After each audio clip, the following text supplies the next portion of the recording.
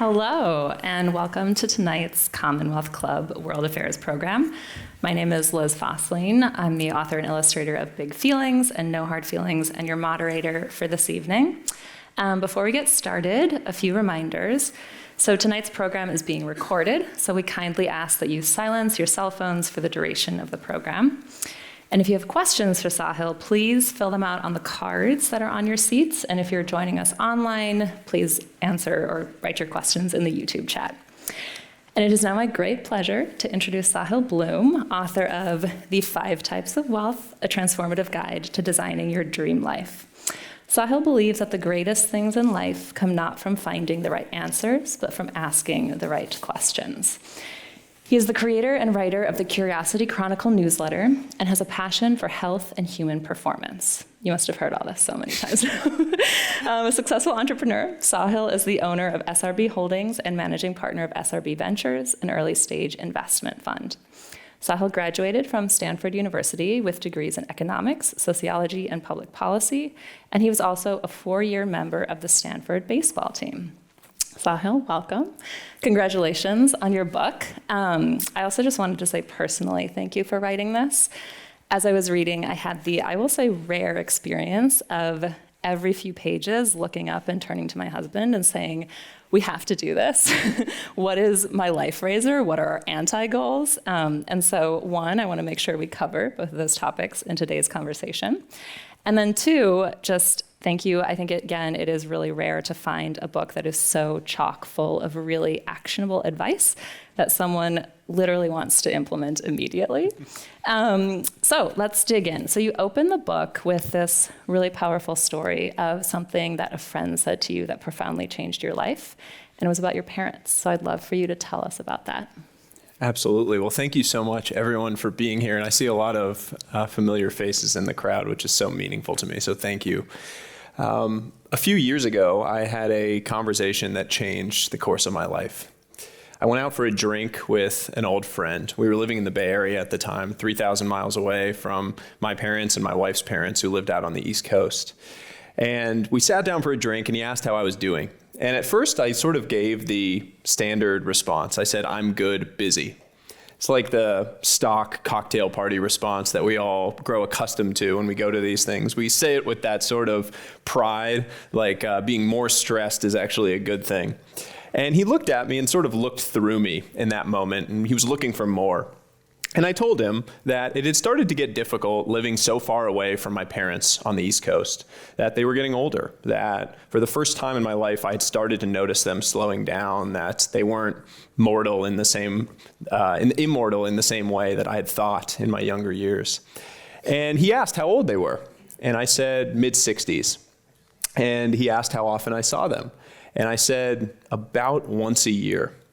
And he just looked at me and said, okay, so you're going to see your parents 15 more times before they die. And I just felt like the whole world collapsed in on me. The idea that the amount of time you have left with the people that you love most in the world is that finite and countable, that you can place it onto a few hands, it just shook me to the core. And in that moment, I realized that if something didn't change, we were going to end up in a place where we didn't want to be. And I went home, and the next day, my wife and I had a very candid conversation about what we wanted our center to be, what we really wanted to be building our life around. And within 45 days, we had sold our house in California. I had left my job, which was a great path that I was on, a great role, a great group of people. And we had moved 3,000 miles away back to the East Coast to live closer to our families. And in that moment, there was something really powerful, which is one of the core points of this book that I want to get across to everyone. This idea that we actually took control over our time. That number, 15 more times before my parents were gone, in that moment, in that one decision, in that one action that we took, turned into the hundreds.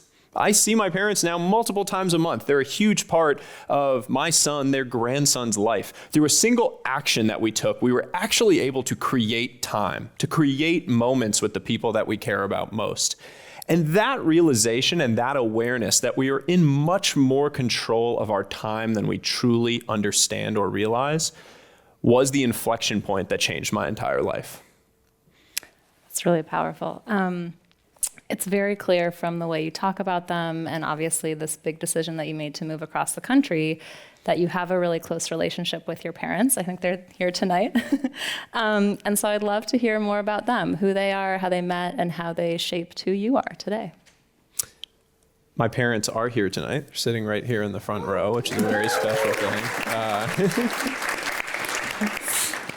If you have a chance to meet them, you will notice that they don't quite look the same. And that is a very important part of the journey here. My mom was born and raised in Bangalore, India. My father is from the Bronx, New York, from a white Jewish family.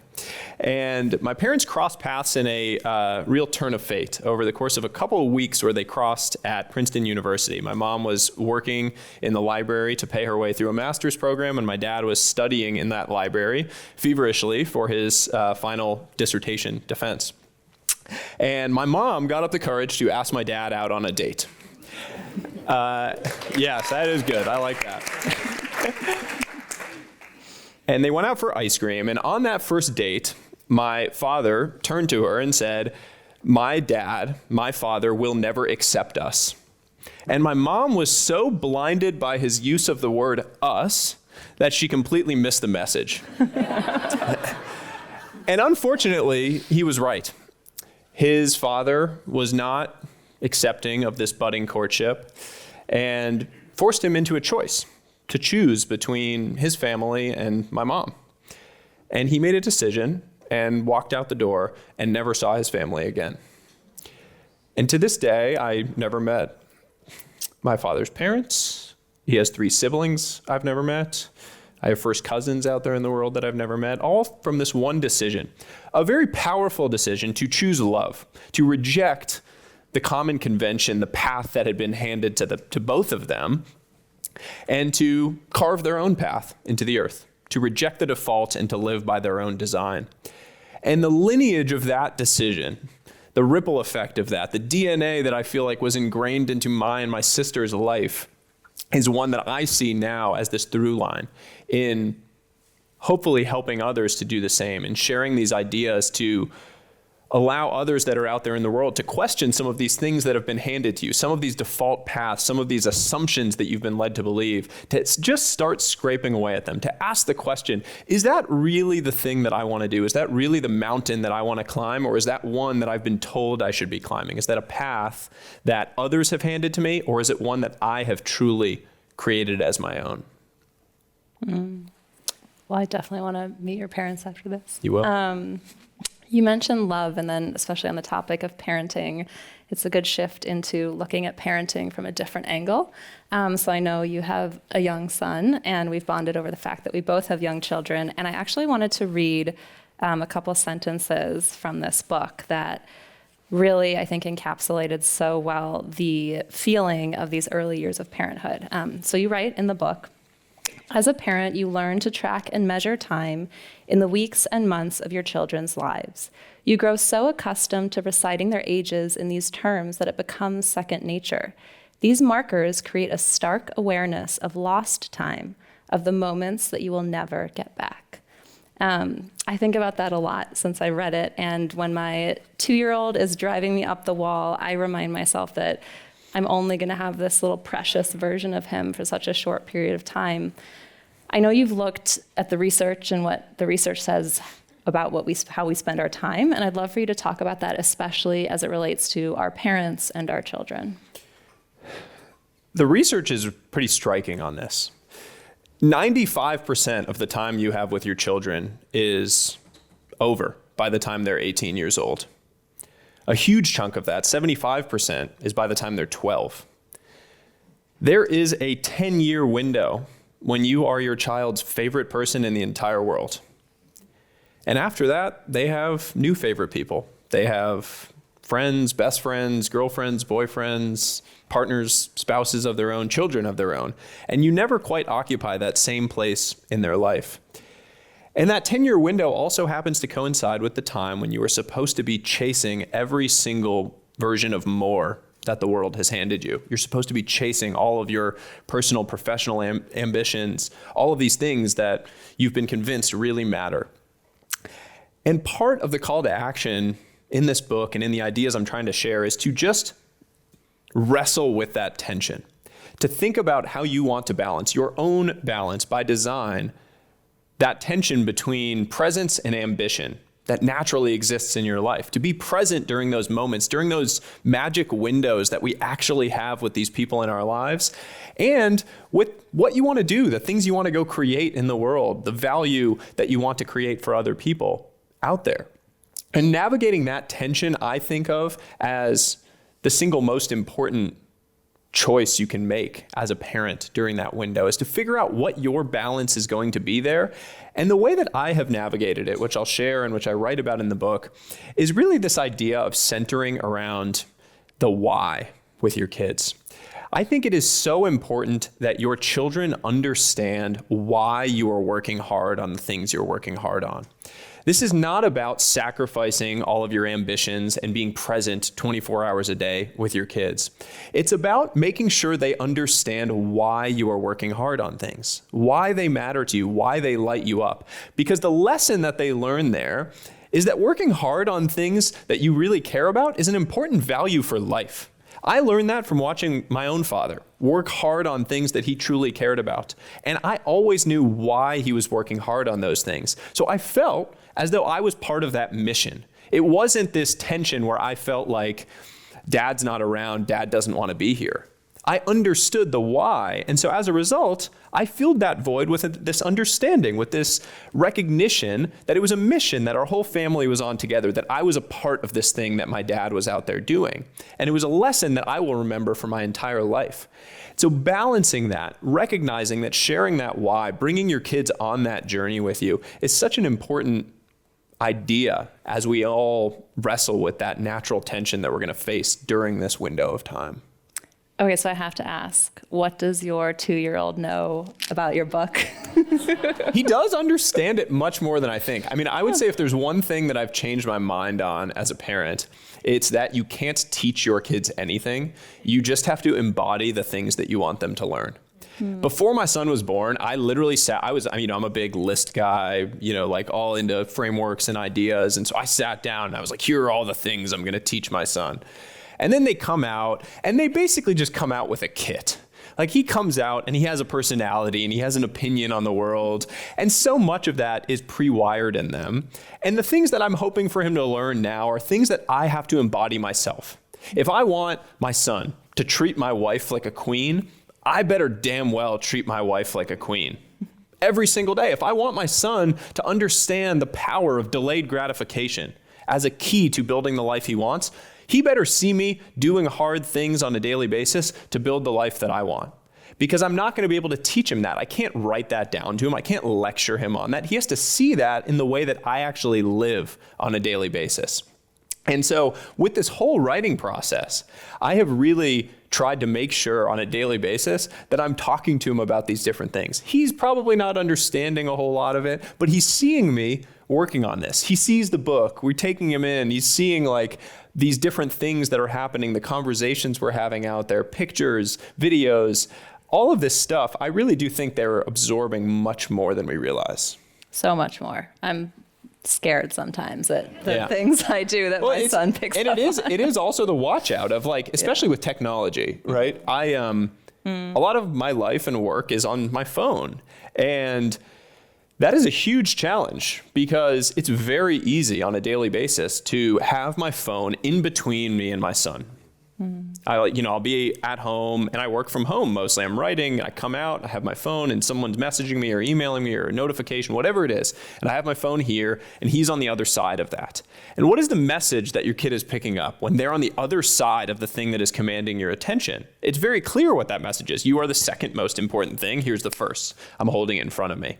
And so I have had to try to get much better about an awareness of that, of creating real compartmentalization and separation of technology around him for that reason, because I know they're picking up on it.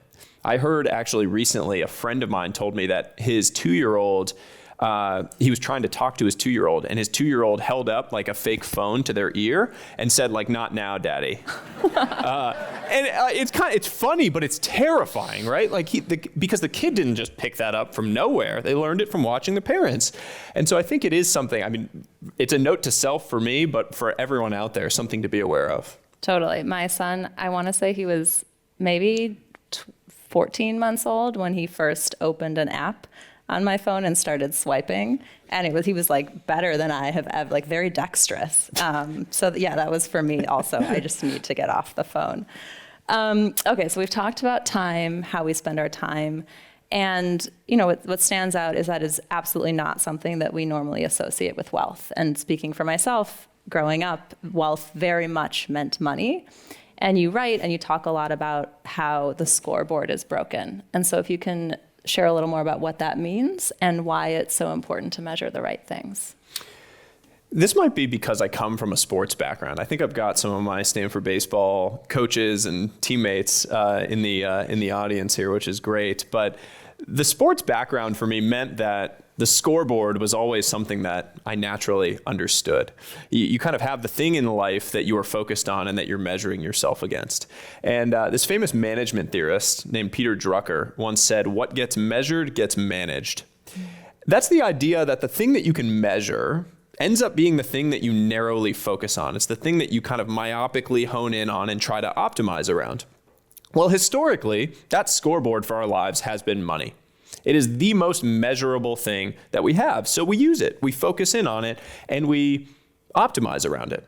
We make all of our decisions on the basis of this one scoreboard so that we can feel the dopamine hit that happens when we refresh our net worth tracking app and the numbers go up. And we feel good about ourselves. But unfortunately, that one scoreboard is not particularly conducive, or it is at least not entirely conducive, to building the life that you actually want to build. It is one battle in a much, much bigger war. And the unfortunate thing that we've seen time and time again with people that we know is that you can win the battle, but lose the war. It's called the Pyrrhic victory. It's the idea of a victory that comes at such a steep cost to the victor that it might as well have been a defeat. We know people like that. You know someone that has made over $100 million, but they have 3 ex-wives and 4 kids that don't talk to them. And as a society, we pat that person on the back and we say they won the game. But you have to ask yourself, is that really a game that I care to win? And that really is what led me to starting to question whether we need a better scoreboard, a scoreboard that actually measures for the broader war that you are trying to win, the war of the actually comprehensively fulfilling life. Money is definitively a part of that scoreboard. There is nothing in this book that says that money doesn't matter, that you should give away your worldly possessions and go live in the Himalayas drinking warm broth and meditating for 12 hours a day. If you want to do that, by all means, I won't stop you. I just won't be joining you. I like having some money. I just don't want it to be the only thing. Money isn't nothing. It simply can't be the only thing. And so creating this broader scoreboard of these other areas of your life that you can actually track and measure against in some way, so that you can get that same dopamine hit that you get from the net worth app, but on this broader version of a life scoreboard.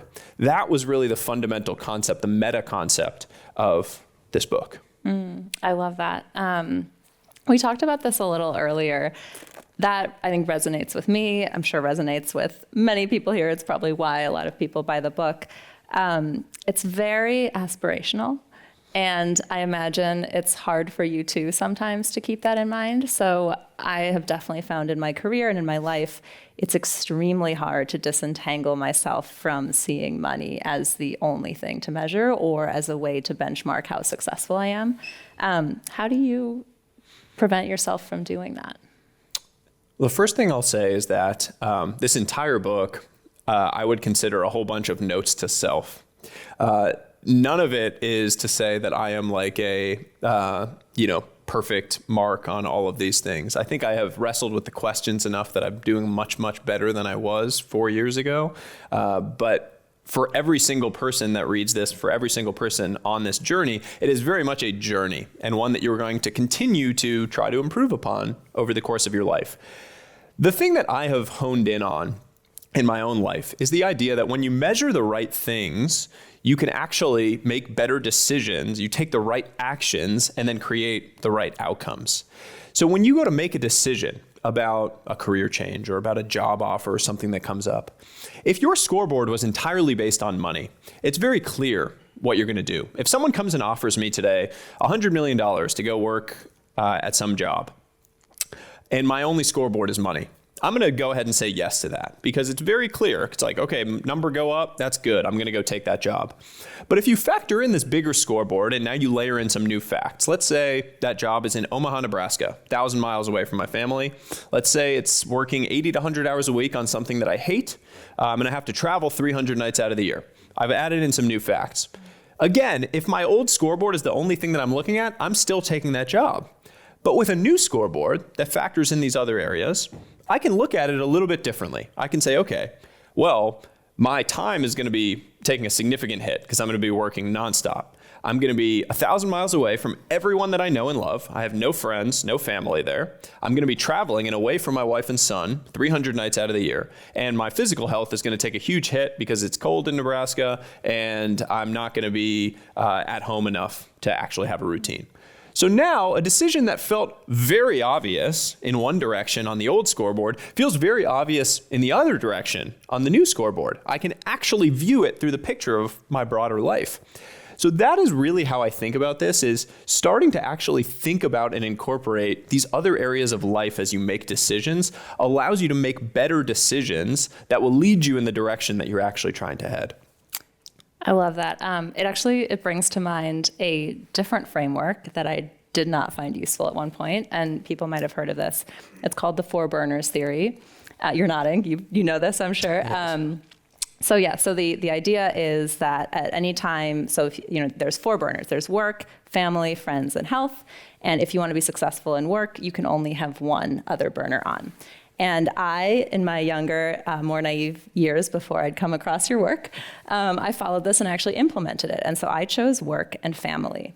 And I would say it took about 2 weeks for me to be utterly miserable. And I really think, looking back, it's such a just direct path to burnout because it's not sustainable. And what I started to feel was I was losing all these people. My body felt horrible. And then I also worried that when I retired, I would have suddenly been in a situation where I had nothing. Like maybe I had, my husband still, hopefully, but my kids would be far away and I would have lost all my friends. And I think what comes through in your book and also in the way that you live and the way that you talk about your family is also the importance of relationships. And the story in the book that really struck me was when you wrote about your grandmother and the impact of the lockdowns during the pandemic. And I would love for you to share that with people today. Yeah. My grandmother, my mother's mother, was a utterly remarkable woman. I think in another life, she probably would have been some sort of celebrity author or something. She was an incredible storyteller, just this vibrant personality. And when my grandfather passed away in 2005, I believe, my grandmother probably went 15 years. Every single day, she would have some sort of social event.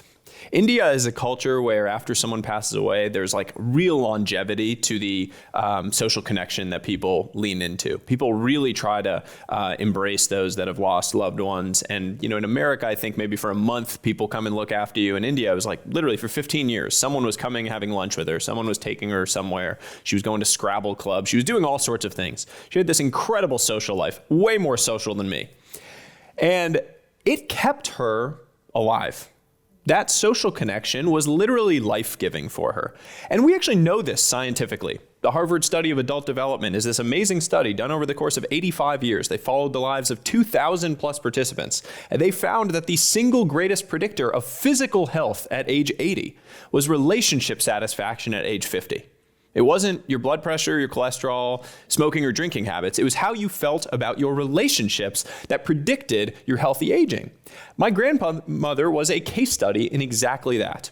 She aged incredibly well over the course of those 15 years until COVID hit and India got locked down. And suddenly her social calendar went to this. And over the course of 12 to 18 months, the deterioration in her health from not having that social connection was striking. When we went and visited her for the first time since COVID had happened, the first night when we got there, she was nearly catatonic. Like almost, you couldn't see her. She almost couldn't recognize that we were in the room and that we were there. 24 hours later, after spending time with her, it was like new life had been breathed into her. She was up and about. She was playing us in Scrabble, beating the hell out of my dad and I in Scrabble. My dad's a Harvard professor, getting beat by a 95-year-old woman. It was amazing. It was literally like the social connection was life-giving for her in that moment. And so the lesson through all of this is we need to invest in our relationships the exact same way we think to invest in our financial future. You know that investing $100 today in the S&P 500 is probably a smart move because it's going to compound over the long term to build your financial future. The exact same mindset has to apply to your relationships. Investing tiny amounts today compounds in your relationships, and those relationships are probably the single greatest investment you can make in your life for your healthy and happy aging. But we don't think of relationships that way. They're one of the first burners to get turned off if you're following the 4 burners theory. You think, I'm going to lean on my career and maybe my family, and I'm going to turn off friends. Well, that's a huge issue because when you turn off a burner in any one of these areas, when you start thinking of your life as existing in these kind of binary on-off switches, what you don't realize is that if you leave one of those switches off for too long, you can never turn it back on.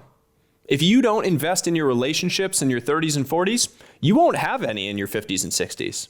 If you don't invest in your physical health in your 40s and 50s, in your 60s and 70s, it's going to be really hard to get that back. All of these areas of your life you have to think of as existing on dimmer switches. That is a great mindset shift that we can all have to recognize that just because you're leaning in heavily to one area, maybe it's your career in your 20s and 30s, you're really leaning into that, it's turned way up. That doesn't mean you turn these other areas off. It just means you're going to do some tiny actions that are still going to compound positively in your life. That anything above 0 compounds. So you're not turning it off, you're just doing the tiny little thing. That could be as simple as sending a text to the friend when you're thinking about them. It could be as simple as the one coffee date with that old friend that you have started not seeing often enough. Maybe doing the one annual trip with your group of college friends that's so easy to let slip as you get older. Just doing those tiny little things that don't require a lot of time investment is going to allow those areas to continue to compound positively. They won't atrophy in the same way as if you turn them off. And that, to me, is one of the most important mindset shifts we can all have around these things because of one simple reason, really, which is life is filled with laters.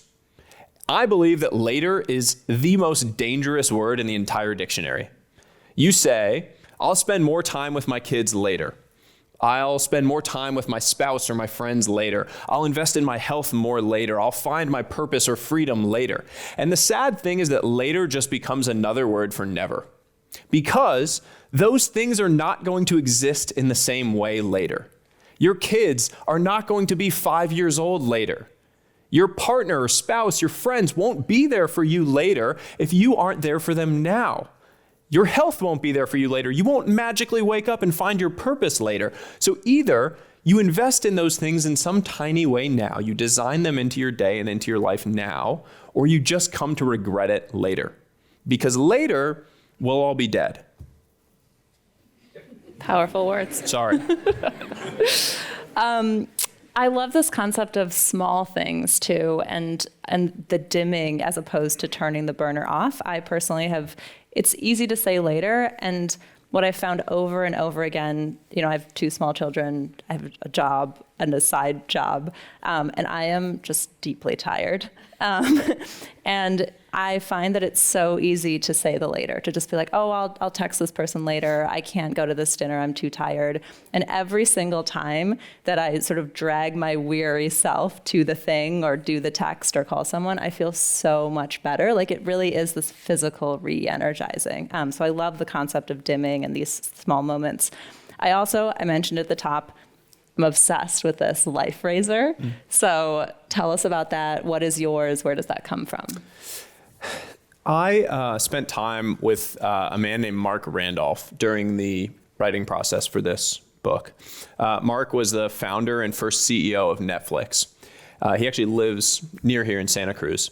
And Mark had posted this really interesting short essay a few years ago, where he talked about the fact that throughout his entire technology career, building these incredible transformative companies, he had had a very hard and fast rule that on Tuesdays at 5 p.m., no matter what was happening in his life, no matter what was happening in the business, he would leave work to go have a date with his wife. And he talked about the fact that the thing that he was most proud of in his entire career was not starting these amazing companies or the enterprise value that he created. It was the fact that he had done that while still being married to his wife and while having kids who, as far as he knew, still loved and respected him. And I thought that it was such an interesting thing when I was reflecting on it after the conversation, because what I recognized was it really had nothing to do with the dinner itself or with the date or with any one date that he was going on. It had everything to do with how that rule was identity defining for who he was, who his ideal self was, and how it showed up in the world. It created these ripples for others to actually understand who he was, for his family to know where they stood in his hierarchy in his life, for his kids to understand that, for his employees to feel empowered to create their own boundaries around their lives. And it got me thinking on this idea that I call the life razor. A razor is a rule of thumb that allows you to cut through the noise. It allows you to make easier decisions in your life. Mark Randolph's saying, I have a 5 p.m. dinner with my wife every Tuesday, was sort of his version of a life razor. It was a single identity-defining rule that in any situation, any chaos, any opportunity, any questions that come up in his life, he could ask himself, what does the type of person who never misses a 5 p.m. Tuesday dinner with his wife do in this situation? What does that type of person actually do? And so the call to action in the book and the illustrative exercise that it gets walked through is to create your own version of that rule. How does your ideal self show up in the world? And what is a simple statement that you can have attached to that? Mine is that I will coach my son's sports teams. He's 2.5, so he doesn't have any sports teams yet.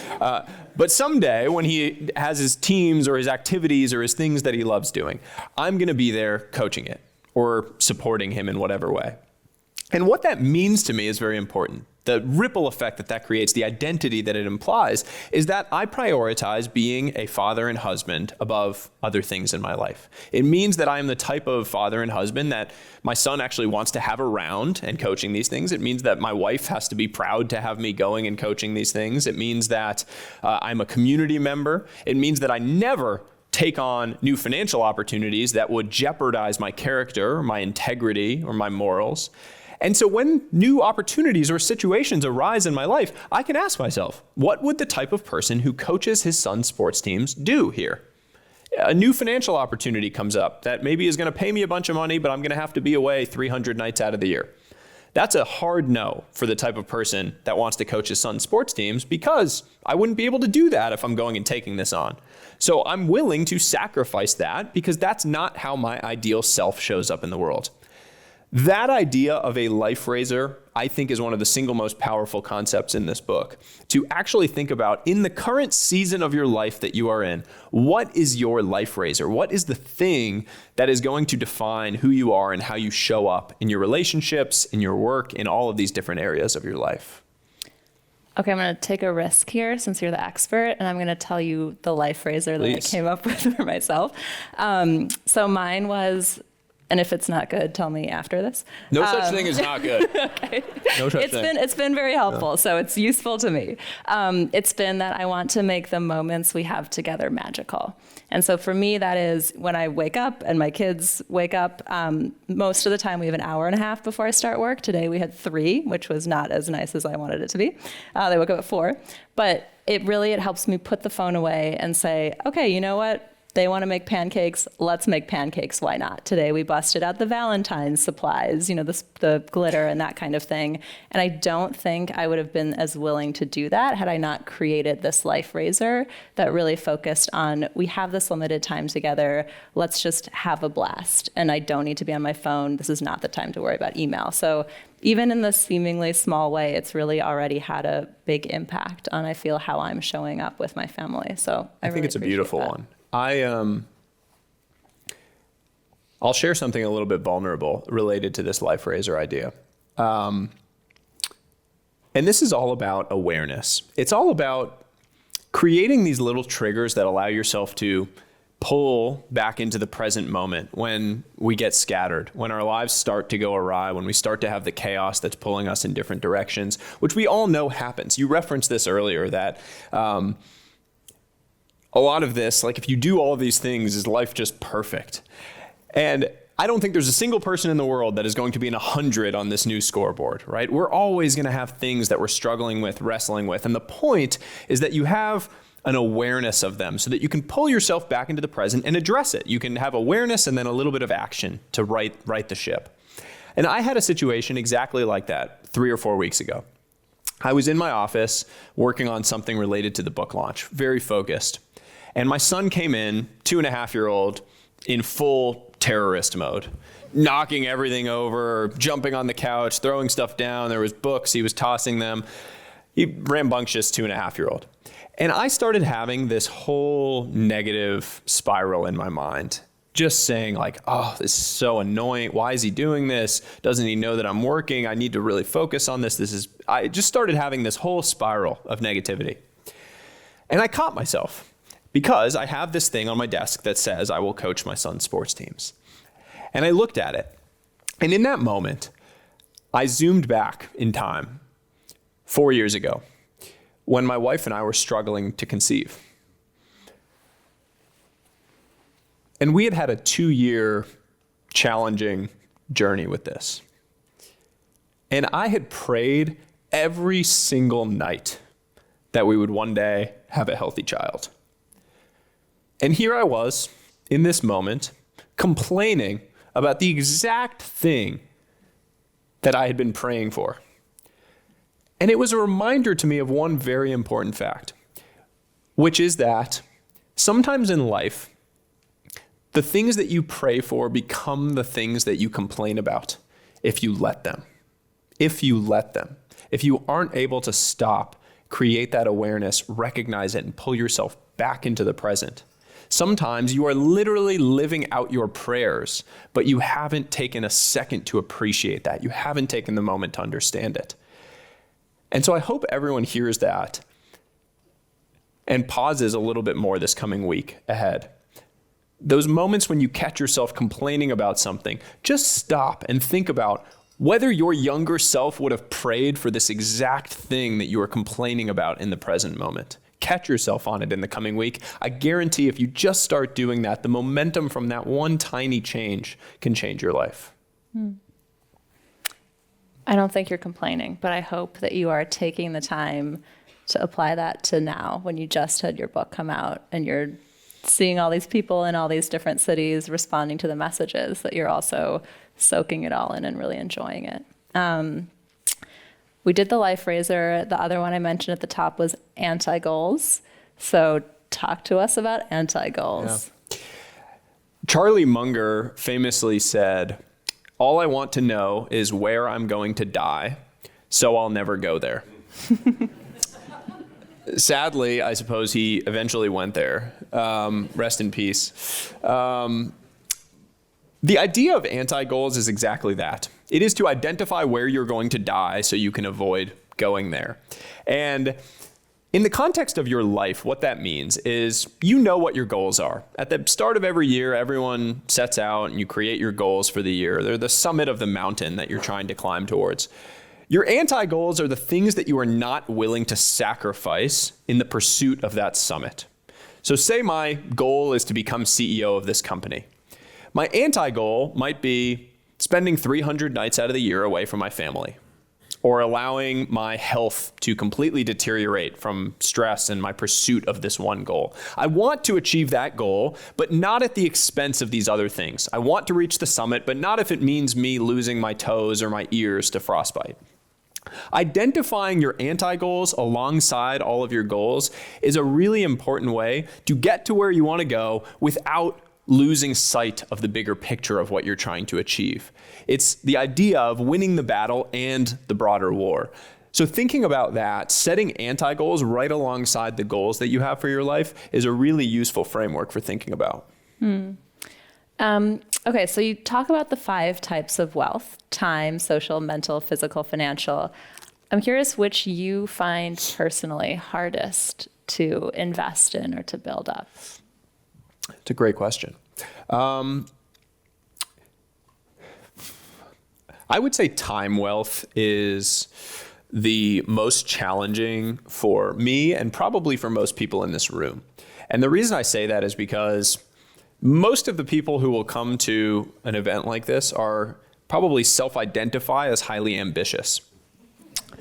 And highly ambitious people, probably the single greatest challenge any highly ambitious person faces is recognizing that rest and free time are not laziness.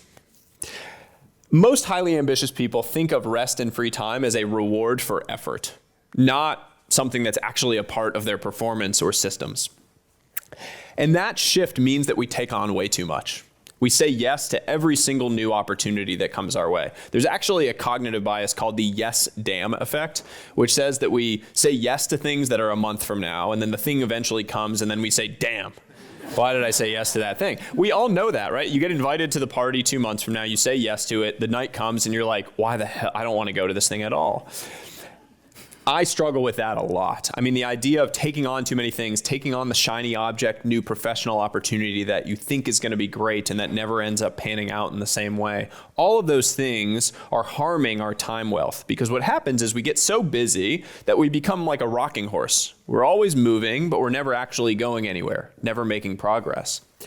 Fighting back against that, learning to focus on the 2 to 3 really important major opportunities, leaning in with our attention into those few things, that really is the way that we escape this busy trap that I think a lot of us find ourselves in.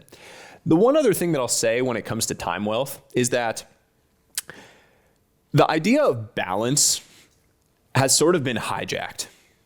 What I mean by that is you have been convinced and told that balance is about every single day being perfectly balanced. That your life is not balanced unless you have a perfect daily mix of self-time, workout time, family time, work, personal life, all of these things. Every single day has to be balanced. And if you don't have that, you start to feel bad. You get stressed about it. You feel anxiety about the fact that your life isn't balanced. That is just not the reality. Balance as a concept should really be viewed on a season basis, not on a micro daily basis. You are going to have seasons of unbalance that unlock seasons of balance. But the important point is that you are able to zoom out enough to recognize that the season of balance does have to follow the season of unbalance. That you need to understand that you are working towards that season of balance to come. As an example, I am very much in a season of unbalance right now. The last 3 months of my life, I have been working harder than I've ever worked in my life because it's something that I really care about. I really want these ideas to be incepted out in the world, to be shared, to positively impact millions of lives that are out there in the world. And I can't do that without leaning into it with all of my energy. But I need to know that after this season of unbalance, there will be a season of balance to come when I lean back into my relationships, my family, all of these other things. But with that awareness of the more seasonal basis, I don't need to stress and concern myself over the lack of balance in my days right now. I can just lean into that sprint, embrace the sprint for what it is, actually take pride in that sprint with the recognition that there is a season of balance to come in the future. So I'm curious, what are you most looking forward to in your season of back into balance? Ooh. Now you're in unbalance. Just spending time with my wife and son. We've got a week booked to go off the grid in Florida and just take a week, like hopefully totally disconnect and no recording podcasts. That's way too many of those. No offense to all the podcasts. No offense to any podcasts. No more podcasts for a little while. Okay, so I asked you, selfishly about the parts of the book that I loved. I mean, I loved the whole thing. But I'm curious if there's something that I didn't ask you that you still want people to take away or that you want to highlight that's in the book. I really think that the biggest point that I want to get across with this book is this is about identifying what truly matters to you. Not what the world tells you should care about, not what your family tells you, not what your friends tell you, and certainly not what social media tells you, but what you truly care about. And then going and taking some tiny actions to build your life around those things. Every single person in this room will experience this book entirely differently. Because the questions are universal, but the answers are going to be unique to you. You are going to see them through your own unique lens based on the experiences and wisdom that you have accumulated in your life. What I want you to do is wrestle and sit with the questions. Ask yourself these questions, really think about them, talk to them, talk about them with people that are around you, and sit with those questions, and the answers will reveal themselves in time. The answers you seek are hidden in the questions you avoid. This book is going to have a lot of questions that you've been avoiding in your life, and I want you to sit with those. I'll leave you with one of those questions that I think is really interesting for everyone to take home tonight, which is, if you were the main character in a movie of your life, what would the audience be screaming at you to do right now? We've all been there. Go to a movie or TV show, and you want to just jump through the screen, grab the main character and shake them, like, go chase the girl to the airport, don't go down in the basement, whatever the thing is. You are that main character in the movie of your life right now. There is something blindingly obvious that you are ignoring, that you are not doing, or that you haven't zoomed out enough to see. Something that the audience would be screaming at you to do right now. Sit with that question and ask yourself what that thing is. And then go take some tiny action to change it. What are people screaming at you? My biggest recent one was that exact thing with my son. That I was losing sight of the fact that I was actually living out my dream. And I think what you pointed out when it comes to this book is another example of that I'm even just recognizing as you're saying it to me on stage, that it is so easy to get caught up in these tiny little minutia of the days and lose sight of the bigger picture. I mean, I'm literally like, I am in awe of being able to even sit here right now and have this conversation. 4 years ago, I was in a miserable place in my own life. I was hiding so many things from the world. And to be able to sit here and have a conversation like this, to be able to share these ideas that hopefully positively impact people, create ripples out in the world, I am zooming out, just utterly blown away by that.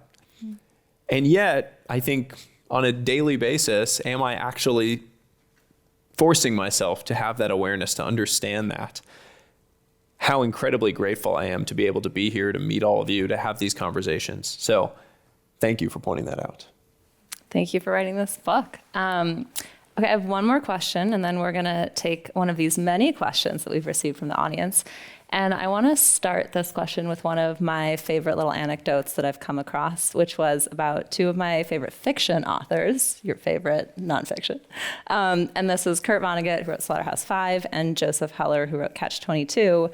And they were at a party thrown by a billionaire, and Kurt Vonnegut turns to Joseph Heller and says, "Wow, can you imagine having this much money? Like, what must that feel like? That must be so amazing." And Joseph Heller says, "Well, I have something that I don't think he'll ever have, which is the knowledge that I have enough." And I loved that.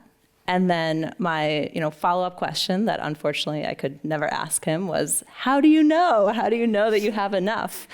And this is something that you write about really eloquently. So how do we know? How do you define enough? I talk a lot about this idea of the beauty of enough, that feeling that your cup is full and the life that you are living is your enough life. Unfortunately, for a lot of people, when they think about what enough means to them, the first thing they default to is a number. You say in your mind, like, oh, I'll have enough when I have $1 million, or $5 million, or $10 million. And as we all know, that number has a tendency to just be like a mirage. Just you get there and then it kind of goes poof, and it's 2 to 3 times what it was before. Actually, scientifically, that's been shown. Michael Norton, this Harvard Business School professor, did a study where he asked a bunch of high net worth individuals worth anywhere from $1 million on through 100 million plus, how happy they were on a scale of 1 to 10. Then he asked them how much more money they would need to be at a 10. And across the board, whether they were worth $1 million or $100 million, everyone said 2 to 3 times as much. It makes no sense. That's just how the human brain works. We have a tendency to have these numbers just disappear and reappear on the horizon. I identify the idea of enough as an exercise that you really need to think about what the actual life looks like. Not a number, but where are you? What are you doing? How are you living? Where do you live? Who are you surrounded by? What are you spending your time on? What are you thinking about? Really visualize the actual life that you are living. Because it's much harder for that life to disappear and expand than it is for the number to do that. And I think the story that brings this to life the best is this pretty famous parable of the investment banker and a fisherman. An investment banker goes down to this Mexican fishing village, and he's walking along the docks, and he sees this boat with a few fish in it. He asks the fisherman, "How long did it take you to catch those fish?" The fisherman says, "Only a little while."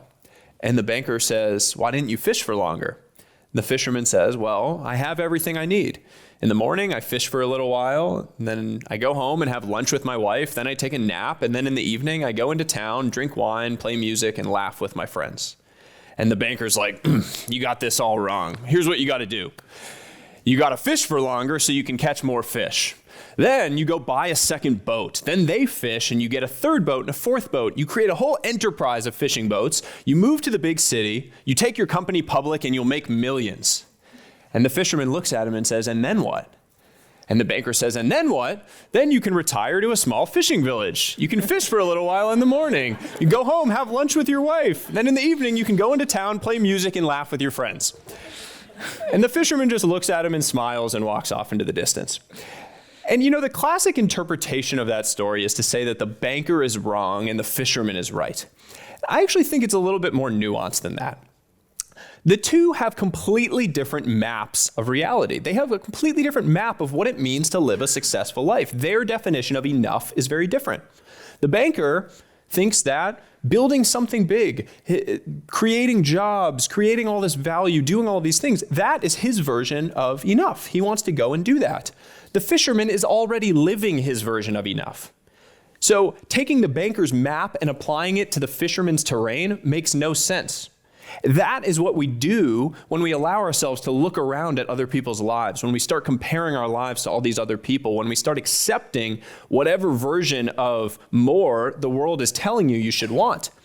You need to ask yourself, is that actually a mountain that I care to climb?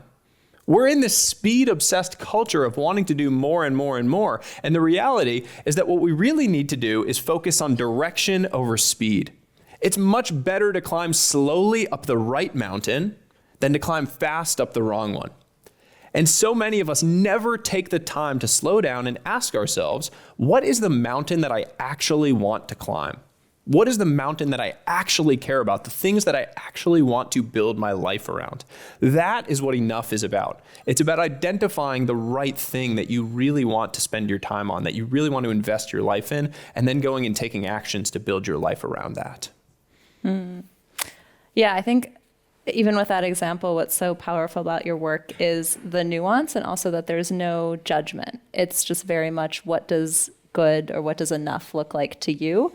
And if you're an investment banker and you thrive in that environment, great. And if you don't, that's also great. Okay, we're going to move to audience questions. And I love this one. I am excited to ask you this. How do you manage to wake up at 4 a.m. while protecting your sleep? Do you actually go to sleep at 8 p.m. every night? If so, how do you manage to not fall asleep at social outings? Well, I don't have a social life, so that helps. Yes, I generally do go to bed at 8 p.m. I live like a 85-year-old man. I very much have built my whole life around the fact that I thrive early morning. I get most of my best creative work done in the early morning. This entire book was written over the course of 3 years from about 5 a.m. to 8 a.m. I have had to basically design my life around that idea. And fortunately, we have a young kid who goes to bed around 7:30, barring him deciding that he doesn't want to sleep, which he's sort of doing now. And my wife also likes to go to bed early. So it's been part of the structure of our life. In terms of social occasions, I have had to adjust a lot of how I approach that. I very much now understand about myself that I do not like group gatherings. Group dinners for me are where my energy goes to die. It's so funny because I met you at a group gathering. Yeah. I hate those long that. tables too. The long table dinners, that's bad, my least favorite. They're bad. The long table dinner where you get stuck next to someone and that's just who you're supposed to talk to the whole time. You're like, oh God. Yeah. Awkward. It's bad. Yeah. You were actually that was a great occasion. Backtracking a little bit. I mean, we're sitting here, aren't we?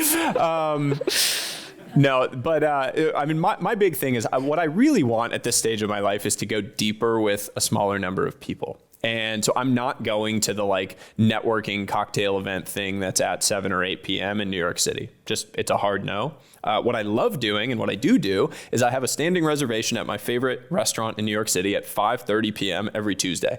And it's a 2-person dinner. So every week I get together with someone that I want to spend time with and go deeper with. That could be an old friend, it could be a new friend, someone that I'm trying to get to know, whoever it might be. And I get to have a deeper, intimate conversation with one person. That for me is where my energy really thrives because I get to create a deeper connection with one person over those dinners. And then on the weekends, we are a little bit more lax. Although I will be honest, like most of our closest friends now are people that are in a very similar headspace to us in terms of what they are focused on. It's a lot of my closest friends are very into their health and fitness. So they're getting up super early in the morning, which means they're going to bed early. I don't have a whole lot of tension in terms of like friends that want me to go clubbing at night on the weekends. Those friends have given up on me. There might be some of them in the room. They've given up on me a long time. I was like their lost cause. He's gone. Most of my friends now have young kids and are on a similar wavelength. Okay. Can you talk about some of your experiences with failure or disappointment? What did you learn about yourself to overcome them? And then personally, I would like to layer onto that if you're willing to talk about, you mentioned 4 years ago, you were in a very different space and that this seemed maybe impossible. So if you want to talk about that journey or something else. I mean, those two will kind of overlay on each other. I very much spent the first 30 years of my life chasing someone else's definition of success. I was very insecure for most of my life. I grew up in a household that really valued academic achievement. My dad's a professor at Harvard. My mom is a master's, Princeton, both very, very intelligent. And my older sister is incredibly high achieving academically. And from a young age, for whatever reason, I started telling myself this story that I wasn't very smart. And the stories we tell ourselves shape our entire reality. It took me 30 years to figure that out, but it is true that story you tell yourself is very hard to break because humans are so good at finding evidence that fits the story that you already believe. So if you tell yourself you're not smart, I guarantee you will go out and find a whole lot of evidence that confirms that belief. And you will ignore every single piece of evidence that would refute it. My parents told me over and over again how ridiculous it was. That I was smart, that I was so capable, that I was more capable than my sister in certain cases. But I didn't believe it because I had told myself this story. So every little piece of evidence that stacked on top of it over the years built up this insecurity in me that I needed to find other ways to feel good about myself. And when you don't feel good internally, what you do is you try to find an external solution to an internal problem. And I did that by trying to chase whatever achievement or accolade or award or whatever the thing was that I thought I could get that would get me the pat on the back that would make me one day wake up and feel good about myself. And unfortunately, along that journey, I got so narrowly honed in on money and status being the pathway to me feeling good about myself that I lost sight of all of these other areas of my life. I allowed my relationships to go to the point where I was only seeing my parents once a year. There was no excuse for that. That was the chase for this one thing at the expense of everything else. My relationship with my sister, I had created this resentment and tension with her over the fact that I resented that she was doing the things that I felt I wasn't capable of, that pulled our relationship apart over the years. My health, I was drinking 6-7 nights a week, mental and physical health. All of these things had started to suffer while on the outside looking in, I was winning the game. I was doing the things that people say you should want to do, getting the pats on the back. All of that stuff was good. But internally, I was anything but. And I had started to realize that if that was what winning felt like, I had to be playing the wrong game. And that was really the spark to a lot of these things. I mean, the conversation that I had with the old friend, which I talked about, if you paraphrase Ernest Hemingway, he said, they asked how he went bankrupt, and he said, gradually, then suddenly. The suddenly was that conversation with the friend, but the gradually was the 10 plus years leading up to that, of the slow, steady, methodical narrowing of my focus on the one thing at the expense of everything else. Okay, I'm going to leave or end on this question, which is, what was the shift for you when you decided to start writing on Twitter? Presumably you could have begun earlier. What changed in that period of time that encouraged you to take that step forward? And then I'm sure people are also just curious if you have any advice for people who also want to take a similar step and put something out there. Yeah, I'll start with the piece of advice, which is just start. There's a tendency to say like, oh, it's too late. I'm too late on all these things. Every single time I thought I was too late, it was still early. Every single time on anything in my entire life. And if I had just started earlier, I would have been way better off. Every single time, over and over and over again. So if you have an itch, if you feel your energy being pulled into something, just do it. Just lean into it. Just structure 30 minutes a day to do the thing. You don't need to burn the boats, quit your job and go do the other thing, but just start structuring some tiny amount of time, 15 minutes, 30 minutes, 30 minutes a day for 30 straight days, 900 minutes after a month. You will be blown away by the progress you can create on literally anything if you do that, if you're willing to just structure that into your life. In terms of what actually got me to do it, I was stuck at, COVID hit. I was stuck at home. I mean, this is May of 2020.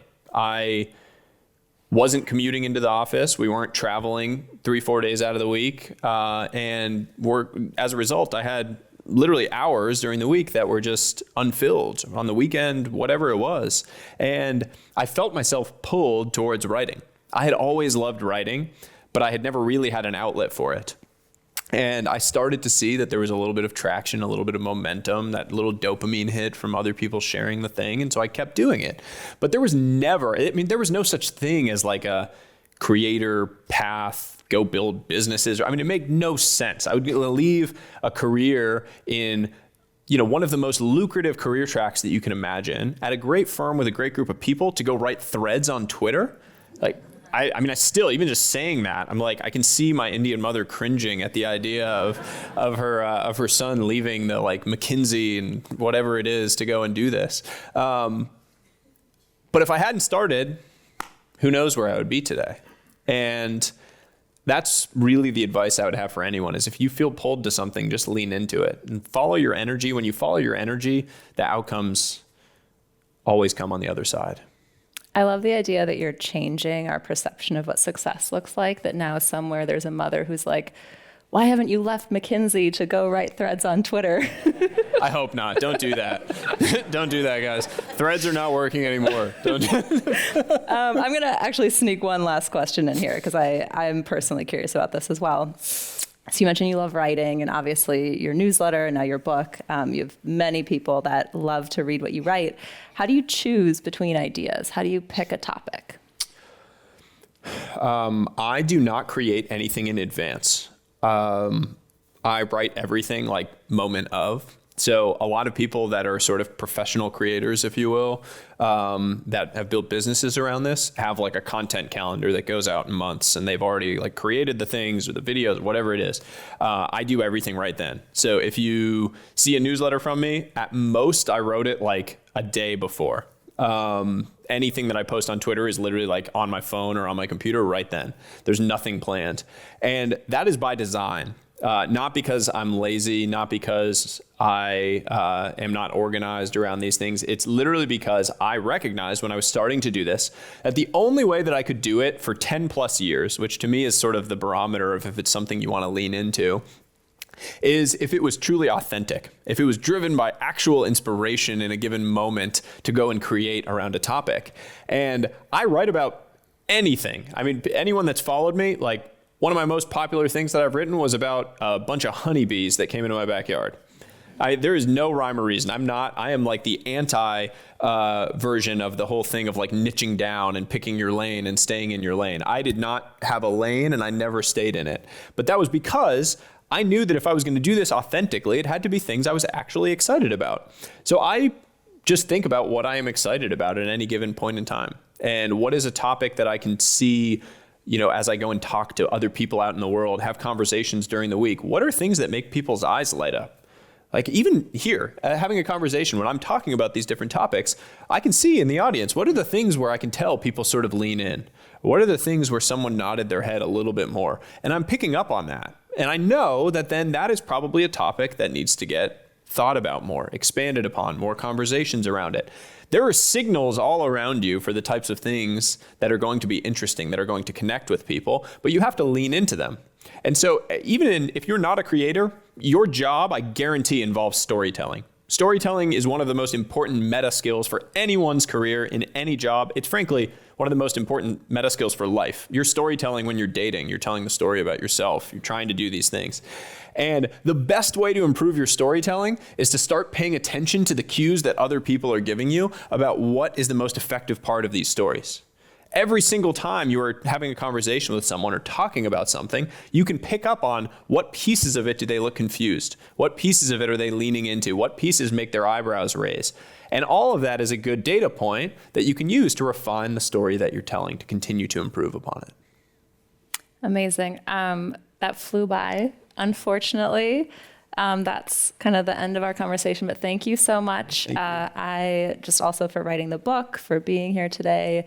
I think your messages and your work really help people design better lives for themselves. So I'm doing my closing remarks. Thanks to Sahil Bloom, author of 5 Types of Wealth, A Transformative Guide to Design Your Dream Life. And get the book. You can get it here, everywhere. It's great. I highly recommend it. Thank you. Thank you.